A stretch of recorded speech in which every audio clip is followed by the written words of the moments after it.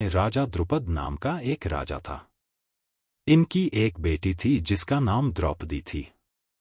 राजा द्रुपद की एक बेटी थी जिसका नाम द्रौपदी था। ये बेहद ही सुंदर और सुशील थी। जैसे ही द्रौपदी विवाह योग्य हुई वैसे ही द्रुपद ने उनका विवाह करने का निर्णय लिया और स्वयंवर आयोजित किया गया है। इस दौरान पांचाल से कुछ कोस दूर ही पांडव मुनि का भेष धारण कर रहे थे। जब उन्हें पता चला कि द्रौपदी का स्वयंवर हो रहा है तो उन्होंने वेदव्यास के आदेश पर पांचाल जाकर स्वयंवर में भाग लेने का निर्णय लिया। रास्ते में उन्हें एक ब्राह्मण मिला जिसका नाम धौम्य था। इस ब्राह्मण के साथ वे भी ब्राह्मण के भेष में पांचाल पहुंच गए। इस स्वयंवर के लिए दूर दूर से राजा महाराजा और राजकुमार आए थे। पांडव भी वहां पहुंचे और अपना स्थान ग्रहण किया। यहीं पर श्री कृष्ण अपने बड़े भाई बलराम और गणमान्य यदुवंशियों के साथ बैठे हुए थे। वहीं दूसरा ओर कौरव भी बैठे थे। फिर सभा में राजा द्रुपद पधारे। सभा की एक ओर सभी कौरव भी विराजमान थे। कुछ देर बाद सभा में राजा द्रुपद पधारे। उन्होंने स्वयंवर में आए सभी का स्वागत किया।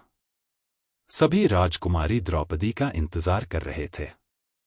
साथ ही सभी के मन में यही सवाल था कि वो किसे अपना स्वयंवर चुनेंगी। कुछ ही देर बाद राजकुमारी द्रौपदी सभा में पधारी। वे बेहद ही सुंदर लग रही थी। सभी उन्हें देख मंत्रमुग्ध हो गए। उन्होंने अपने पिता के सिंहासन के पास ही अपना स्थान ग्रहण किया। राजा द्रुपद ने सभी को संबोधित करते हुए कहा, मैं राजा द्रुपद इस स्वयंवर में आप सभी मेहमानों का स्वागत करता है।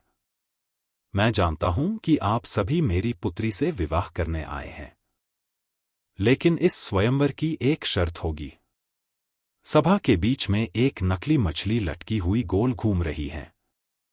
उसके नीचे एक तेल भरा पात्र रखा है। इसमें उस मछली का प्रतिबिंब दिख रहा है। शर्त के अनुसार जो भी प्रतिबिंब में देखकर मछली की आंख पर निशाना लगा देगा वह ही इस स्वयंवर का विजेता होगा। इसी का विवाह द्रौपदी से होगा। राजा द्रुपद की शर्त के अनुसार सभी ने अपना अपना प्रयास किया, लेकिन कोई भी मछली की आंख पर निशाना नहीं लगा पाया।